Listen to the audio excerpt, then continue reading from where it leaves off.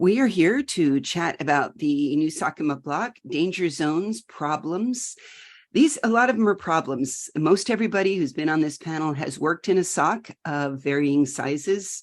I'm more on the large SOCs, the MSSP side. Steve, talk a little bit about, size matters. How big was your SOC for the different ones that you've worked in, so that everybody gets an idea of who they can direct questions to later for specific matching their sizes. So, Steve Moore, tell us about your SOC. Yeah, so the last one I worked in terms of physical size, was about 6,000 square feet, 63 people-ish. That would fluctuate a little bit. For a 200,000 person company, so it was one. It wasn't an MSSP. It was sort of one unique mission, one organization, and some subsidiaries.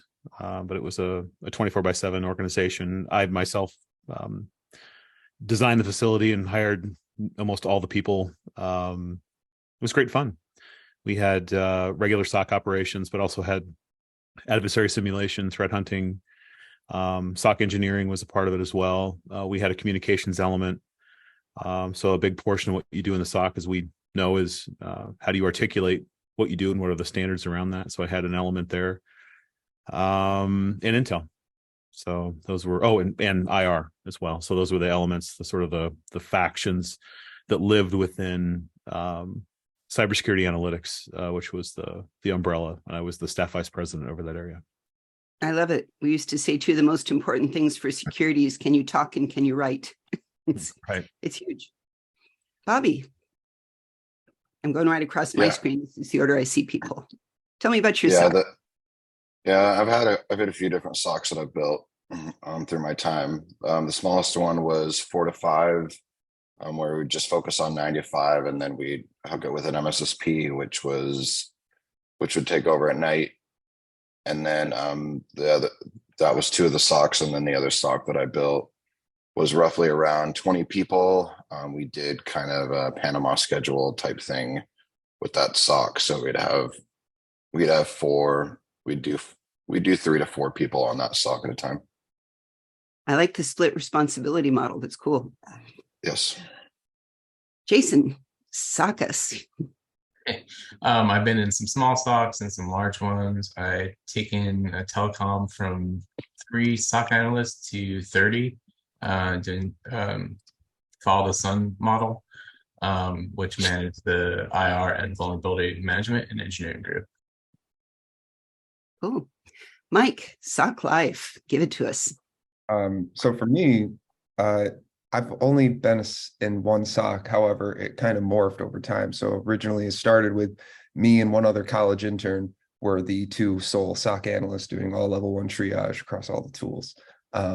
We soon learned that is unsustainable. And we quickly got an MSSP to cover for, when we're not there.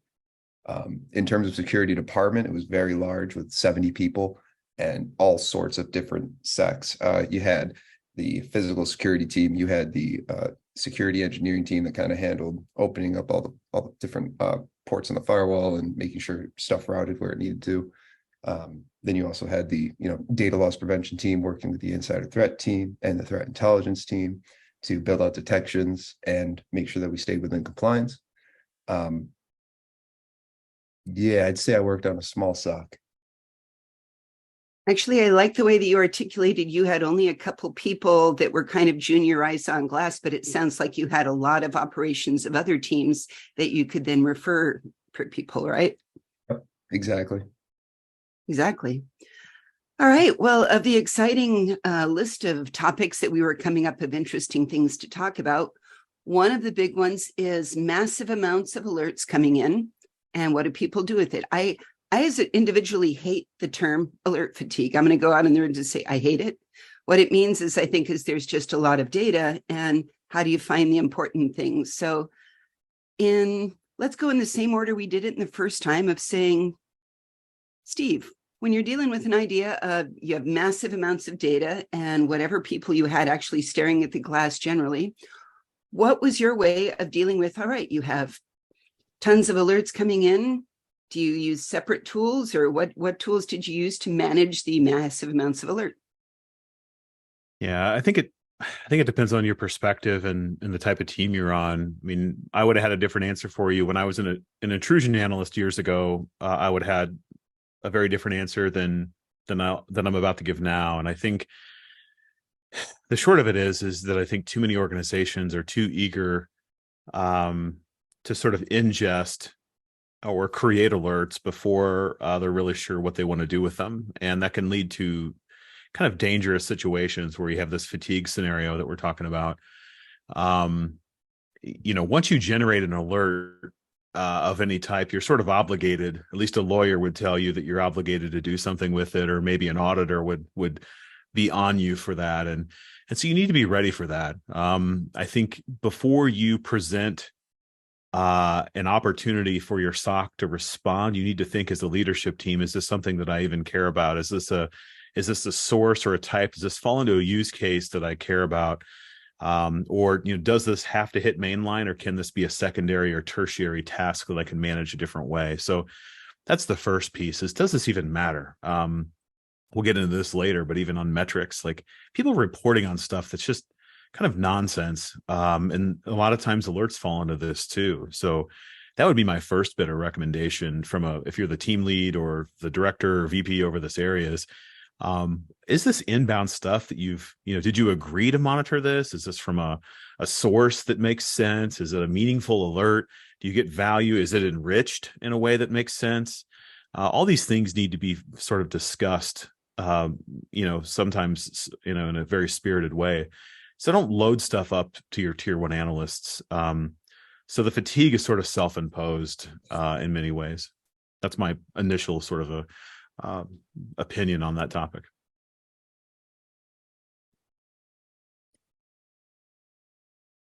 Jen, you're on That's mute. fair. I was going to say, Bobby, as a question though, often SOC doesn't really get to pick, right? SOC just get what's handed down to them, and then you have to deal with it. How is that something that your team's dealt with it in different ways?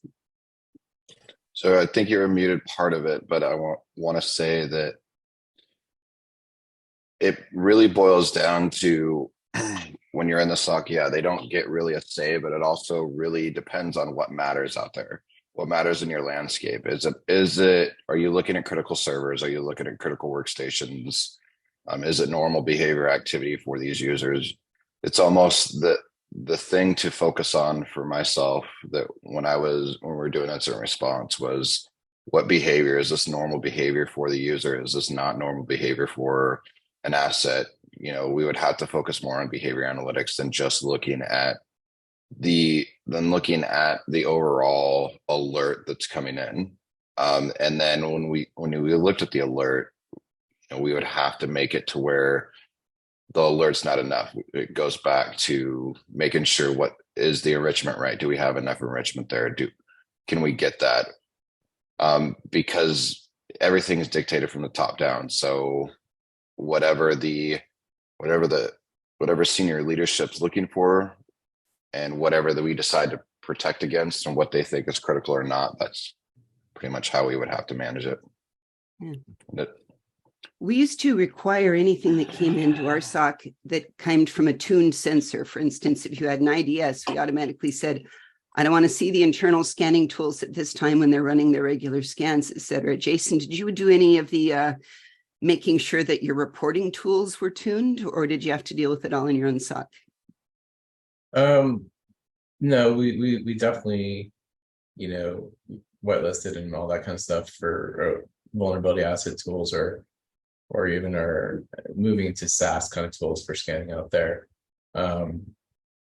Definitely, it triggered a lot of stuff. And how I handle with our SOC was, if it's something that is reoccurring, either it needs to be tuned out, or we need a process in place to automate the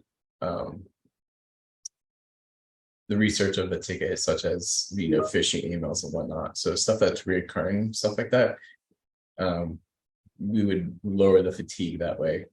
And then it also depends on the risk, right? If it's something that your leadership says is a risk to the company, we took it more serious than other alerts. Makes sense. So, Mike, you drew us a picture of a couple interns or lower level folks that were getting a fire hose directed at them. What did you do? So I was very fortunate to have a bunch of fantastic engineers in the SOC that would meet with us analysts on a weekly basis to go over, what are we seeing in the environment during our triage. We would take this opportunity to tell them of, all the fun threats that we found, as well as all of the false positives that have been flooding in due to our very broad DLP rules in place or our very broad detections that we would make just because we thought it'd be a good idea at the time. So a big part of it was me and the other SOC analysts just assessing the value of each of our alerts with the engineer responsible for them and figuring out, how can we improve them to make less work for ourselves and, improve the value that each detection brings when it fires off. We did something kind of fun, similar to that, of saying we had a competition over one quarter of who could create the most change ticket requests to our engineering to filter or focus events. I won with 200. My nearest competitor had 30. So I had a lot to, sometimes there's a lot to say about what you're doing, but there's a lot of security tools and sometimes you don't have enough people that are managing them. And tell us about a situation that you had, like often you don't have direct control of Active Directories, even kind of fairly new to have in there, and you don't own it. Your IT department owns that. And maybe you don't own your firewall in engineering. How do you kind of view that as like, if the SOC doesn't even own their own IT, what kind of business backend did you think about of how to own and manage your tools with not enough people? Steve, you may have had enough people in this part, but how do you federate across the rules and ownership and care and feeding? Yeah, it's a difficult one, and it's dependent on a lot of political items. It's more political than it is technical in many cases. It took a breach before I could get the support to have our own engineers. So all of our own systems were supported. So we weren't dependent on a third party. There's a third party who managed the data center in this example, and they were often very slow to react. And so we needed to move more quickly. And so we sort of in-housed the engineering of all of our systems. That included content creation and tuning as well. So, but also the building of the systems, which was very important, which allowed us to be more agile. But before then, it's all the statement many of you have probably heard me say, it's often more difficult to get cooperation than it is $1 million budget. And so AD, yeah, you might not own AD. In fact, it's in a larger company, the SOC won't own AD, but you're very dependent on it as a information source, as a utilization for response actions and information, right? So and if you create a big enough issue, it can cause issues with that larger infrastructure too. So it's tough. I think the advice I would have for the political side is any leader who's a team leader, a manager, or director, before you get a title, learn to work with influence before you learn to have a title, meaning you're going to have to make friends. The other thing I'll say tactically that helped us is we hired people. We had a former Active Directory admin join the SOC. We had a former desktop support engineer join the SOC. We had a former field services engineer join the SOC. And that actually made us a lot stronger and a lot faster, even though they didn't have direct security experience. So operationally, that made us incredibly strong and actually kind of balanced out a lot of our needs in terms of speed and access to technology and information. I like that. Actually, I'm going to reach out. Anybody listening on here, if you have any political battles that you've fought, to get the right people in, because we all know tier one SOC, if somebody you see it advertised of, I want 5 years of SOC experience to come be a tier one SOC. And I'm telling you, that doesn't exist. 5 years in the SOC and you're not a tier one person. You're barely a tier one person after 6 months to a year. You're already starting to move out. Anybody out there want political advice on how to get across this? Otherwise we'll go on. Yeah, I can speak to some of that.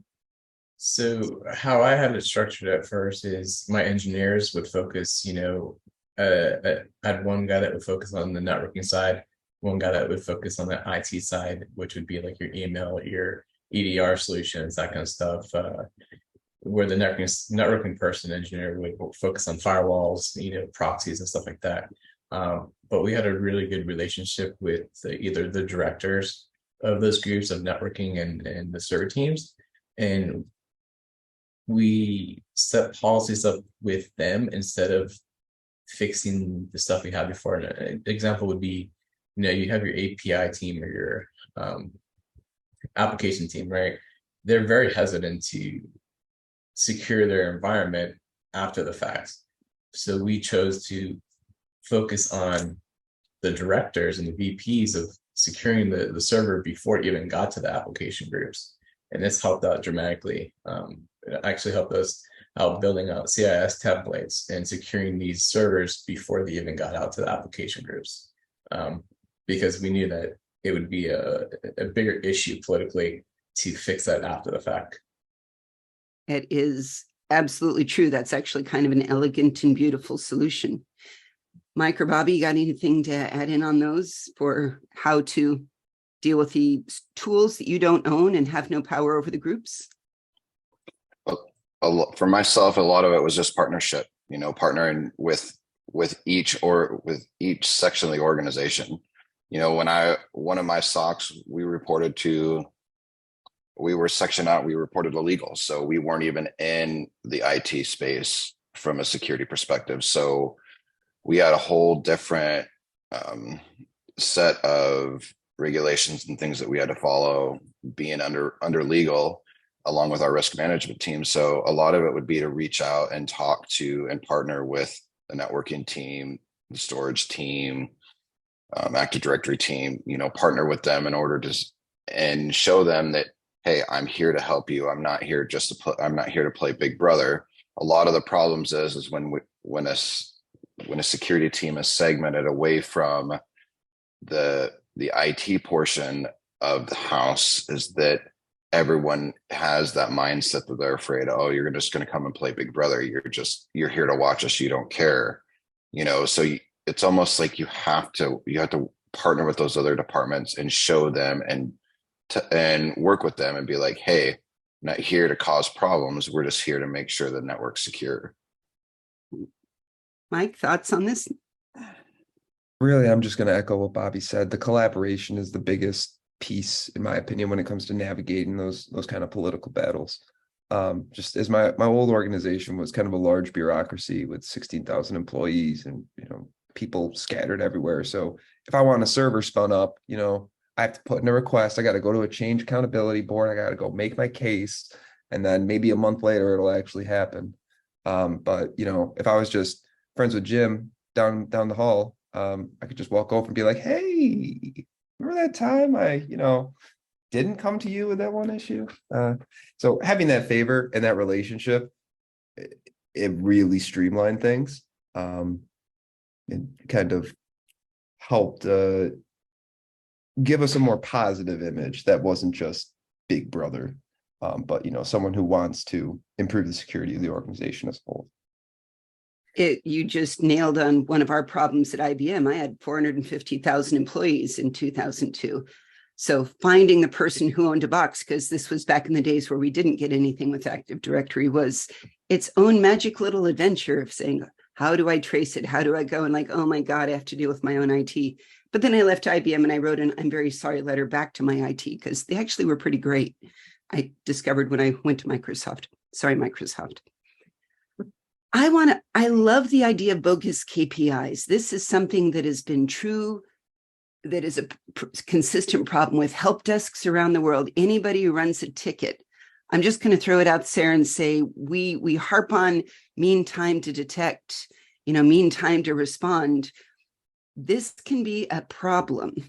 And the problem of this is humans of saying, I want to have good stats. So if my performance and pay is judged by how quickly I close tickets, I'm just going to close a ticket. Steve, what are your thoughts? Did you run into this as a problem, saying, hey, if all you're trying to do is close tickets, you're going to close ticket whether or not you've investigated it? When I took over as at the time as a director over an area that included Active Directory and many other traditional sort of commodity security controls, each month they would create this like 40 or 45 page slide deck of all these statistics and metrics and things. And I remember the first time I saw it, I hated all of it. And I said, just quit doing it. And everybody lost their mind. We've always done this deck. I was like, it's worthless. I was like, and I'm responsible for this, and I see no value, and no one else is paying attention. So we're gonna claw back this time. We're wasting our time creating something that no one's reading. And so we're gonna stop. And people thought I was insane. And I told them, I said, look, for a KPI or anything else you report on, it should do one of three things. From my perspective, and people may differ with this, but it should either help you make a decision, it should help you identify a problem, or it should create controversy, meaning we're going to do a comparative of this group is doing very well, this other thing is not doing so well, right? So it allows you to then be a lever to apply to a larger issue to then get something done, right? It's going to create motivation, create incentive. And so if you're not falling into one of those, if you're creating things that no one's reading, and your metrics or statistics or KPIs are not helping you identify problems, make decisions, or generate controversy, then you're really wasting your time. Now that's one approach. There's several others, but it also depends on what is it that you care about. I will tell you that a count of viruses that you had, or malware, or whatever, month to month or week to week, depending on audience, is important too, right? An engineer may care about that, or an analyst may care maybe a little, but don't try to think that people above that level are going to care very much, right? So it's like how many grains of sand on a beach from month to month. It doesn't tell you anything. And I still see a lot of that. That's even lower level than mean time to detect and that kind of thing. So my favorite thing, and it's not really a KPI, but I love seeing like a Sankey chart. So of all the use cases that I may have, or elements that may trigger, could be custom content, could be some sort of case identifier, would be on like the left-hand side, and then the condition of the end state. So does it end in a tuning request? Is it closed, resolved? Is it still researching? Is there sort of a lag? That allows me a visual that I can then use and talk through at a mid-level to a senior level discussion. So that's a what are the things I care about on one side, and what are the state that they ended in within some period of time. I find that very useful. So covered a lot of ground there, but that's kind of my initial opinion. It's a sexy stat, as we used to say. I don't care how many things my firewall stopped. That's just my firewall doing its job. Bobby, bogus KPIs, which do you not like, and what do you suggest? For us, it was always, we always used to get dictated of, like, it goes back to the whole firewall deny request. You get no value out of understanding how many firewall denies that you have on a daily basis. And that was just one bogus KPI that we used to get when I worked in the SOC. You always wanted to, like what Steve said, you wanted to follow with an action. So if there's a deny, how many denies do we have followed by a success, right? And when we do those alerts, it's more of like a chaining aspect side of it, viewing it. And that's where you get more value. It's not just firewalls are going to get denies all day, or you're going to get port scanned all day. It's normal behavior activity. You have to understand what's normal and what's not normal. And that's a lot of it where I feel that some senior leaderships just want numbers to put out there for the board. And you're pretty much wasting valuable SOC time. They could be doing something different. They could be doing real work instead of pulling these stats. So you're taking away from time from the SOC in general. Dead true. Jason, what you got? Yeah, I had the same thing. Once I started the small SOC to build it up, a lot of them were just putting random data in there and just closing out tickets, which really wasn't useful. It's just showing to the leadership that tickets were being closed. I think the problem in security is we don't make money for that organization, right? We're here to protect the organization, and that's the hardest thing right now. That's great. You got a security group, your budget's really high. You got 30 employees. Where's the benefit, right? KPIs are showing us closing tickets and stuff like that. So it's different for each organization. For mine, I had to do 2 kind of KPIs just because leadership wanted to see that we were doing work. To us, we shifted, what kind of malware did we see? How did the malware actually get in? To understand our infrastructure, where do we need to secure more? Are we seeing more vulnerabilities come through, emails, through phishing, or did we see it come more through USB or hard drive transmissions, because we brought in a lot of customer data. That's where our KPIs kind of shined and showed us where we needed to secure more and how we were handling it. But yeah, it's KPIs are good or bad, and it just depends on what leadership is really looking for. Makes sense. Mike, what KPIs worked for you and what didn't when you were a SOC? So I was pretty fortunate. So what worked for me was, our executive leadership kind of left it up to us to decide, how do we want to prove our value to the organization? So they would kind of change form depending on the team that was presenting them. So for instance, right, we have the vulnerability management team. They would frequently be every month be presenting on, what vulnerabilities we found, where are we in the patching cycles of all of these different vulnerabilities, and why should we care about it? Is it because, well, this is being used by a bunch of different threat actors around the world to breach into various organizations? Or is it just something that you read about and thought it'd be fun to do? Kind of drawing that line is important, and making it clear, that we do provide value of some kind, even though, like Jason said, we don't generate revenue for a business. Keeping that strong reputation, your name out of the paper, that's you have to show how you're doing that. Unfortunately, I haven't run into those bad KPIs, I don't think, where, data can just be modified, manipulated to tell the story you want it to tell. It always can. And part of it is your SOC. Your SOC isn't really supposed to be a revenue generator or even a stop loss measure. These are people who start thinking it's all about P&L. It's not for a SOC. SOCs are almost your cost recovery center. In an ideal world, it'll balance out to about 0. And that brings me kind of the next question, which I'm going to do in reverse order because I instinctively have an idea that Steve's going to have the most to say. So I'm going to go last with you, Steve. Managing risk. SOCs don't really manage your risk.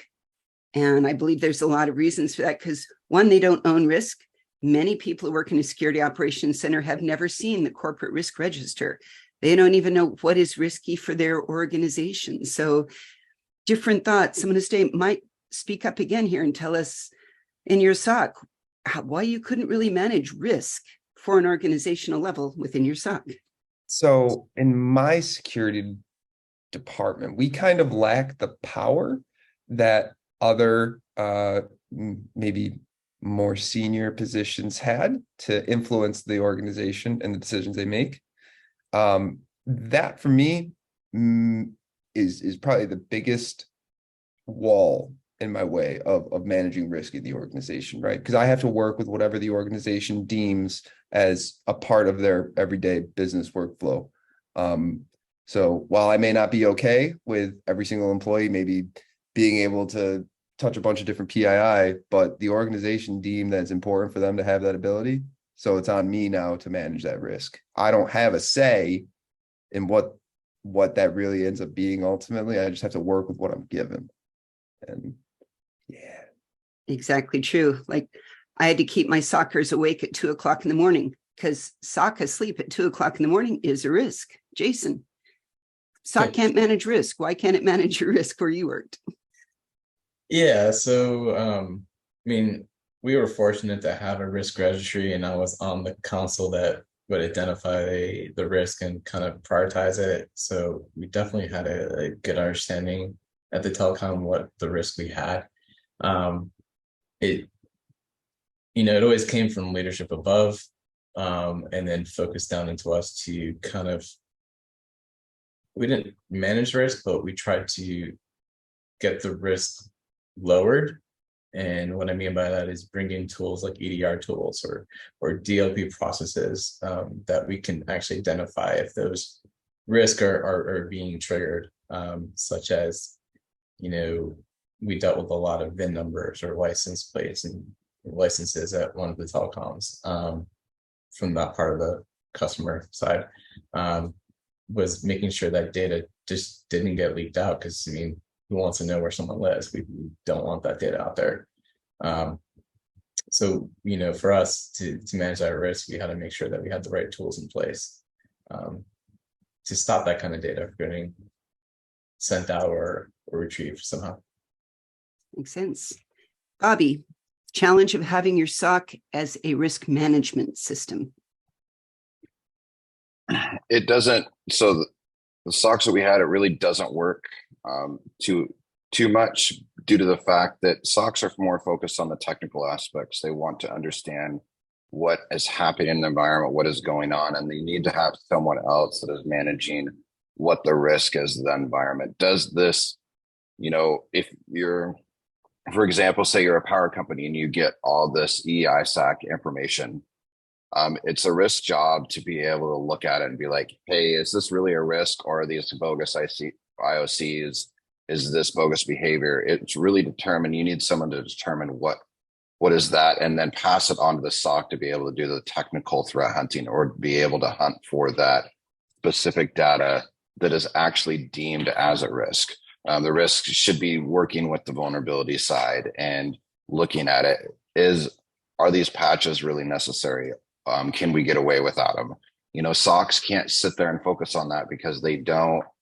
You're almost starting to overload your analyst then, if you're trying to focus on risks and focus on doing day-to-day SOC operations as well, because it is more of a technical aspect of looking for negative activity compared to risk, needs to determine what that activity, if it's negative or if it's not.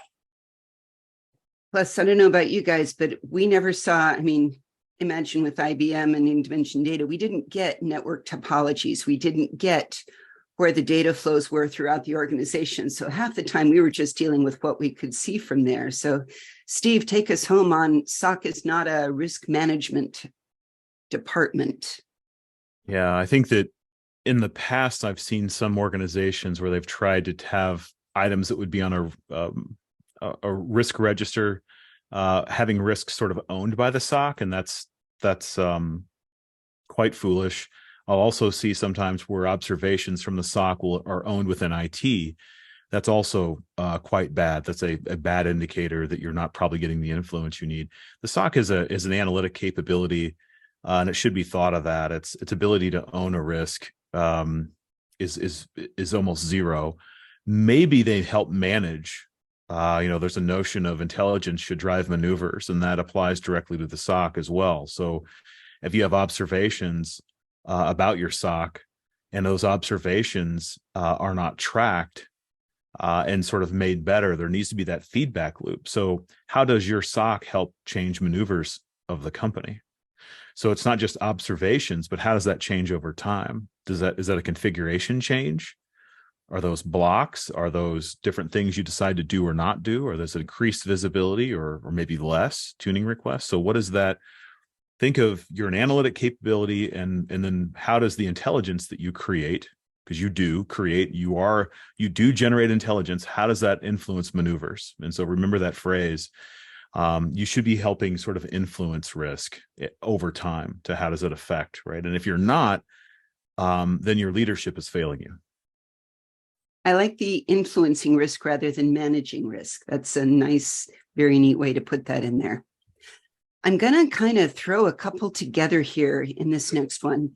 The cultural shift after COVID kind of is not even just, it's a combination of physical, where people are, but cultural. Are they putting us all in a box together, or are now SOCs a little bit more disparate and spread around? Are they different areas? And the proactive versus reactive, I'm going to put those together and say, I could now be part of a SOC sitting here at my home if I have a certain collection of systems that's secure. Now, I can't be a government SOC because I do not have a military hardened installation, but there is a change in how your SOCs are run culturally now that we're all at home. And proactively what I do, looking for threat hunting versus just reactive, I see a red thing on a screen. So let's just talk about the change over the last 5 years, really, of what we've gone on. Let's start in the middle for my list. Bobby, what have you seen? You're talking to your mute button.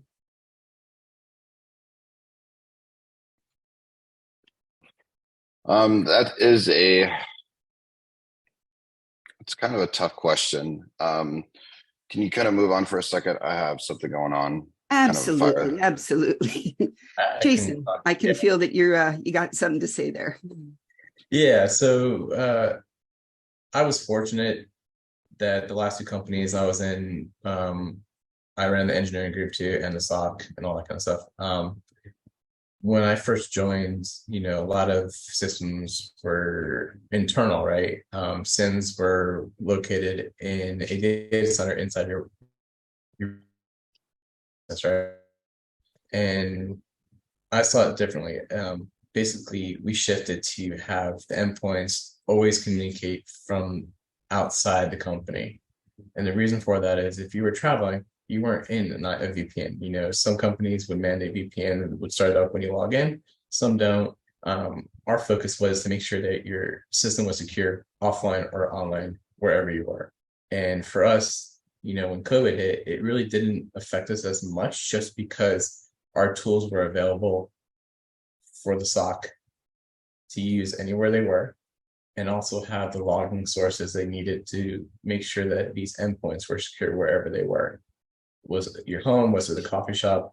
During COVID, it was, where were you? We didn't have to worry about that. We knew that these tools were securing you offsite or onsite. All right. Culturally, Steve, how do you see the changes from COVID, a distributed people, and becoming more proactive or reactive? Do you see any relation between the two? I think many organizations struggled that were traditionally, you were in seats and you weren't virtual, and especially a SOC, right? A SOC for many culturally was a place that you went. It was a physical location. And so to disrupt that after many years was a big thing. Management didn't know how to manage virtually as well, right? So it strained their ability to do what they thought they knew how to do. But it also opened up, I think, for many, this sort of notion of a virtual SOC. They may have, rather than a staffing challenge, there may be more staffing opportunities where now I can hire somebody maybe in another place. So it's maybe good and bad. I can tell you, I would prefer doing incident response in person. It's much harder to do it virtually. That's my opinion, but I've seen it in practice. It can be much more difficult to do so virtually. Not necessarily for technical reasons, although that can be too, if you're trying to pull, forensic images over a wire, that kind of thing can slow things down, right? If the large data transfers, and depending on how you do your analysis and how you're set up for success. But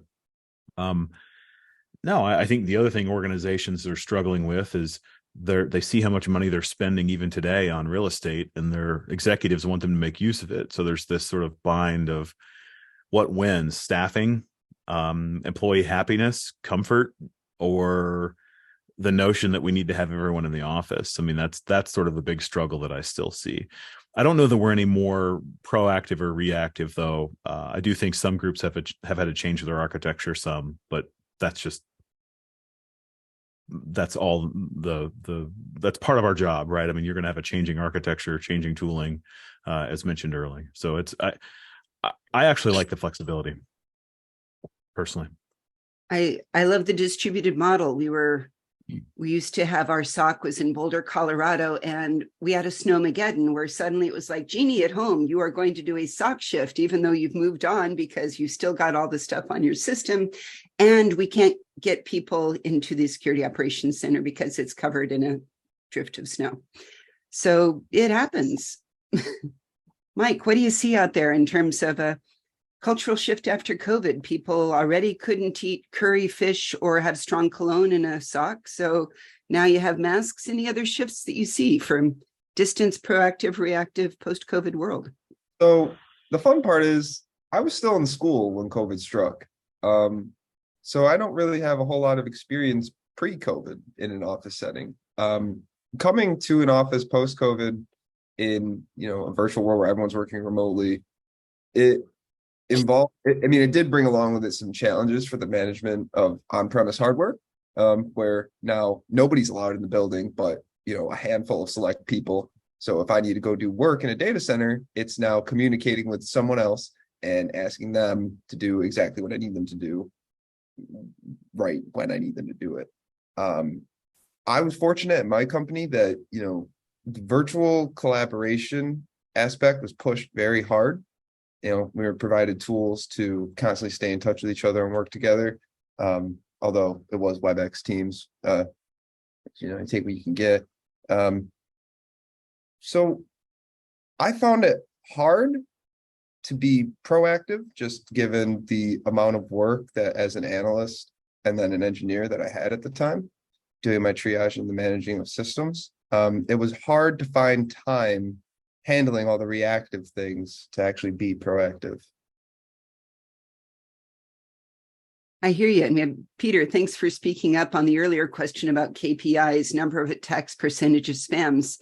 And you are absolutely beautifully correct. A high secure bulletproof SOC with the man trap, and half the analysts work remote.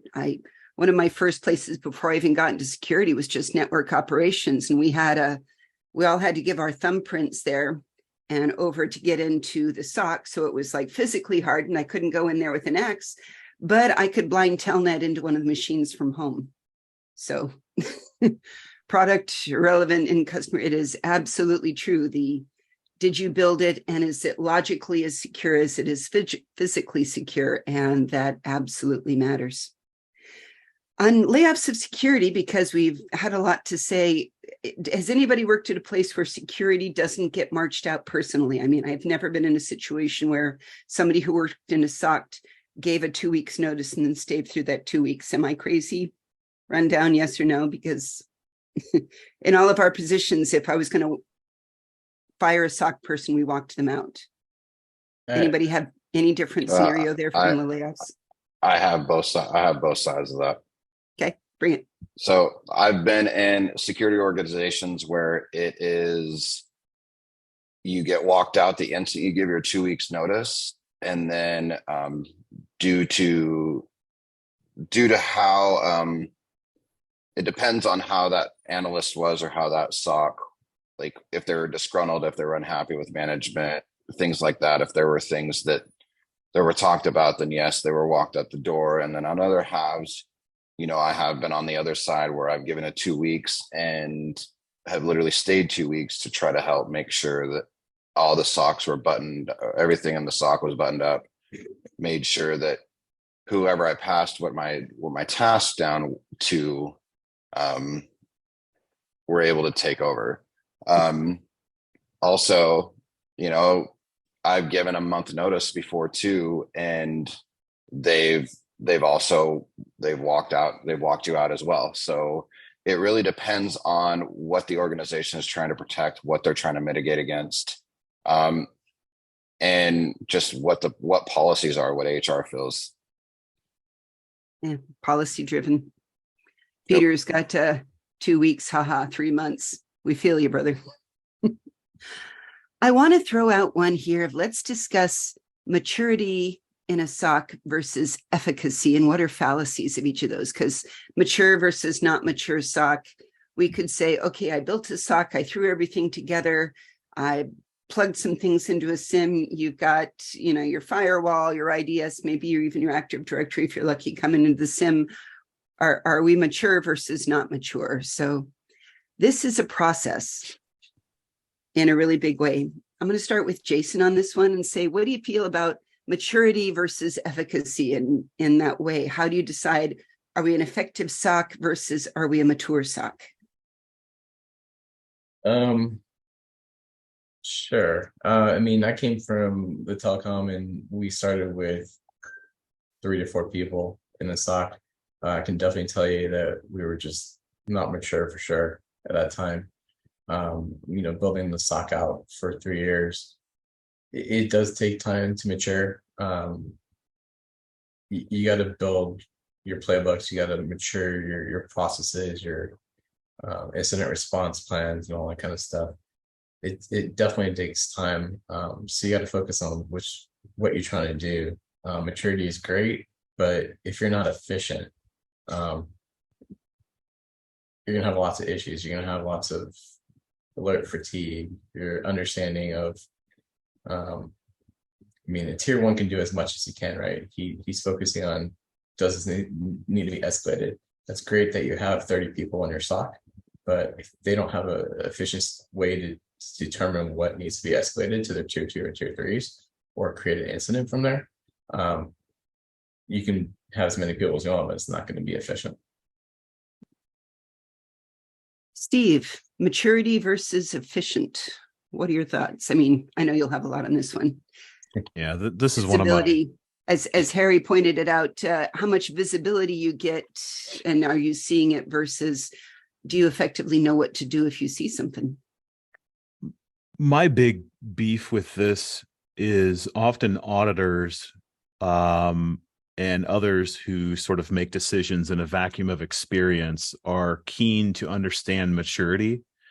And so they'll want to look at certain documentation maybe. And so documentation gets created to benefit these people that have authority, but no real responsibility, nor do they feel the pain associated with failure in a SOC, right? So we're going to spend a lot of time making documentation. The crown jewel of misrepresented documentation is typically the IR plan, which most of them are complete garbage. If you go, no one uses them when there's a real major incident or a breach.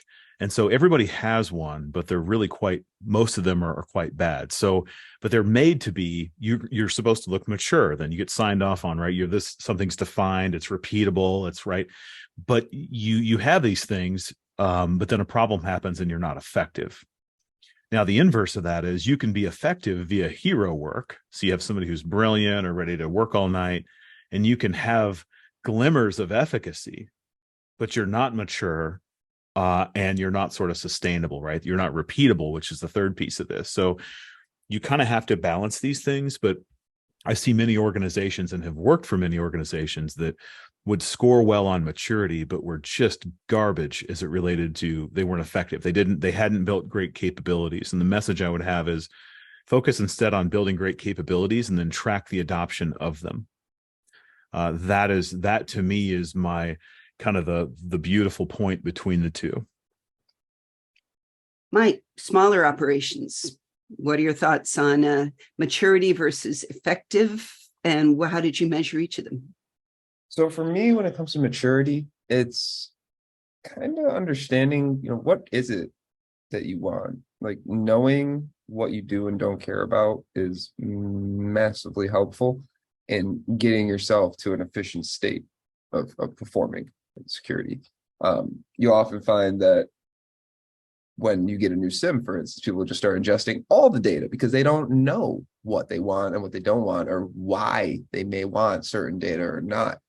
They're just going to bring it in because, hey, you got it. And that quickly leads to your analyst being inundated with alerts, you having too much data, you don't know where to start. And it really just drags you down.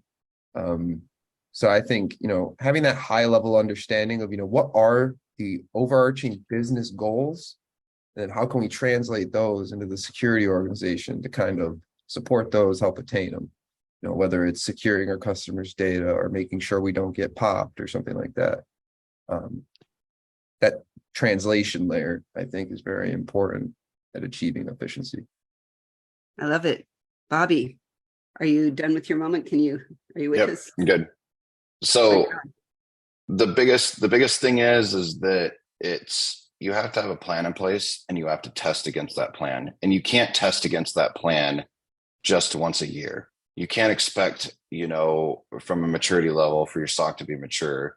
You have a plan, and I honestly support what Steve says. Most IR plans are absolute garbage. They get put in there from an audit perspective. You get them, you place them in, you practice them once a year, and you think you have a mature SOC, which you really don't. How many tabletop exercises are you guys doing a year? how much are you actually, going against that IR plan and actually executing that IR plan the way that it is. When I was doing incident response, you know how many times I looked at that IR plan during the heat of the moment battle? Absolutely zero, zero, zero, zero, because you are literally getting bombarded from, as an analyst, you're getting bombarded in 8 different directions. As a lead or a SOC manager, you're getting bombarded even more. And it just keeps going up, because now you have, when you get the board of directors or you get C-level leadership in it, it's really kind of rolling downhill. So I don't have time to sit in there, look at it and be like, okay, I've got to activate this. Oh, let me call John from here. Let me call Bob from here. You literally have to be able to sit and practice this over and over and over again in order to get it right, in order to call yourself a mature SOC. It boils down to the planning and executing of what's really out there. And Jeannie, Hear you.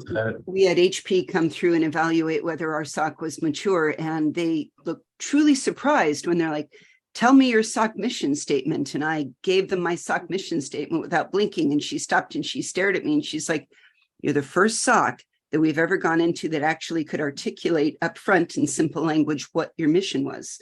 Because ours was to identify, investigate, and escalate alerts that may have a material impact upon our security posture.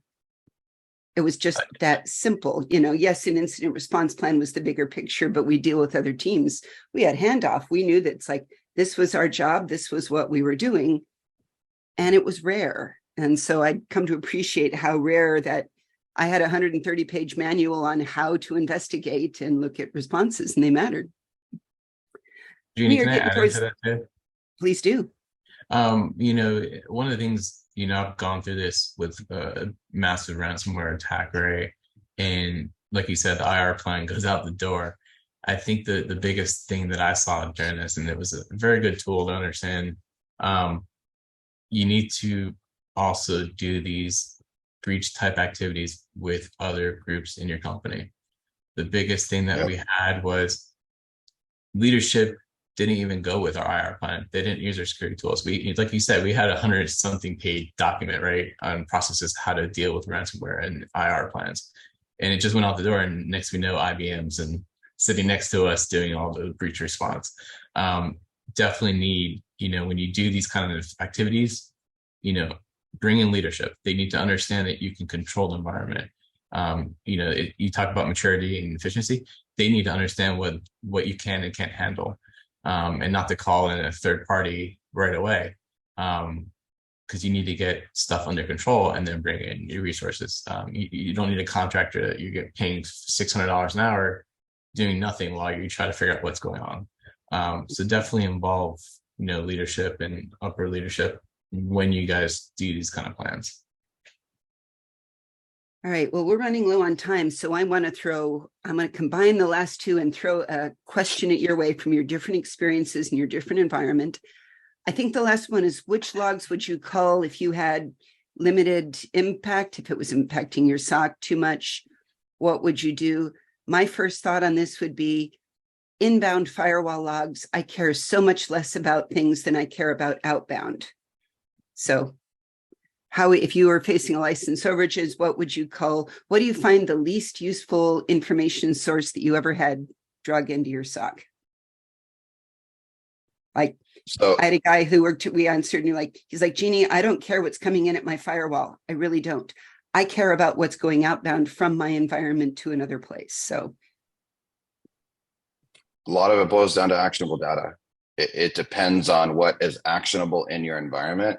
Each environment's different. I can't say that a company doesn't want inbound firewalls, doesn't want inbound firewall logs, but a lot of it is that you have to take it apart, is that a SIEM is not there to shove every single bit of log data into it. If you're a small SOC and you have a small licensing, it is there about what data is actionable, what data you care about, what data do you want to see in the time of an incident and a breach. And it comes down to that planning, and then also training against that throughout. Like, as you deploy your system, start training and start possibly doing a tabletop exercise to be like a couple of them to see, am I getting that data? Am I not? Makes sense. Mike, least Yeah. useful. It's well, right there with firewalls. DNS can be tough as well to kind of get value out of, depending on your DNS setup and your infrastructure. Really, it just comes down to what's blowing up your license. What is the highest, most noisiest log source that you have? Go look at that and assess whether or not you truly need it. Oftentimes, I kind of see customers are pretty well dispersed in the level of traffic coming from each log feed, but then they have like they have their EDR sending absolutely everything over, and then lo and behold, that's accumulating like 25% of their license or something like that. So kind of taking a look at what do you actually care about, what's of most importance to you, and then making the decision from there. We have a suggestion online for the ESX. I presume that's like your hypervisor logs. He doesn't find quite so interesting in there. Steve, thoughts? Tactically, I see a lot of organizations collecting things like NetFlow, which I've seen useful in breach response a couple of times, but general operations, typically not. It can be very noisy and sort of expensive. I agree with a lot of what Mike said. There's typically something that's very chatty, sort of high volume, low value kind of scenarios. The other thing for leadership to consider is as you're making a decision on what to bring in, if it doesn't support a use case, don't, only bring in logs and types that support a use case that you want to support. If it doesn't fall into a use case you support, then don't bring it in. And if you need to add a new one, that's cool. Like that's an onboarding exercise. But don't ingest what you don't intend to use as sort of a measure of success, right? Yeah. Bobby, did I miss you? Did you have any input on least useful logs? No, I answered it, but I just did to pick, yeah, it was Jason that didn't. Oh, sorry, Jason. Least Yeah, useful so logs. for me, it at the telecom, it was risk-based, right? What we needed to have the logs that were covering our risk, and then we would go on to your network. I think a lot of people from the audit perspective, they want to see all logs in there, which we all know that's not possible. How we handle it is if networking needed it and it was a requirement, they paid for it, not security. I think that helped us show that networking logs are more expensive, and if they really wanted it, it would come out of their budget. I like that. Take note, everybody out there, get network to pay. If they want you to view it, put it in there. That's beautiful. And you guys brought up an excellent point that I wanted to end on here, of saying that what logs you bring in very much matters of how you make money.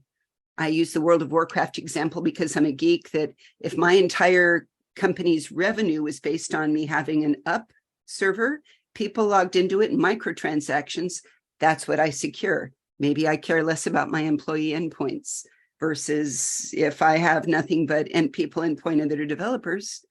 You got to measure what you care about and care about what you measure. I think that's kind of our message. So final words of advice around the horn here. Steve, got one?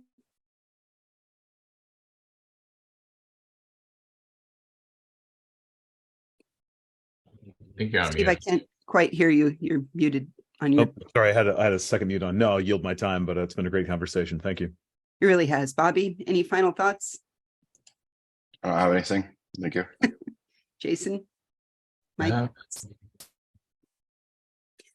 All right. We hope this has been useful to everybody out there. Thank you also for putting the thoughts in. I'm going to make sure I'll work with Tam to get all of the notes in here. When we do, we'll do a follow-up community post on this, and your advice on what not to look at actually could be very useful for your fellow people. So do remember to engage in community and say, hey, I've got this logs and they're super noisy and we don't think they're providing value. I can't talk my management not to get them to us. Maybe you'll have better luck, because that can be useful out there. It's important. And Andrew hopes there's a survey. I don't know about that. So Tam, I leave them in your capable hands. Thank you so much, Andy. So there will be a survey after this. It takes about 1 minute to fill out. If you have any feedback for us, we truly appreciate it. I will have this archive up this afternoon, but you will be receiving an email with the link to the archive within 24 hours. I'll also include several links that may be helpful for you, as well as some upcoming events. And we hope to see you at the next one. Thank you so much, Jeannie. Thank you so much, everyone. Really appreciate you. Thanks, Jens. This was fun.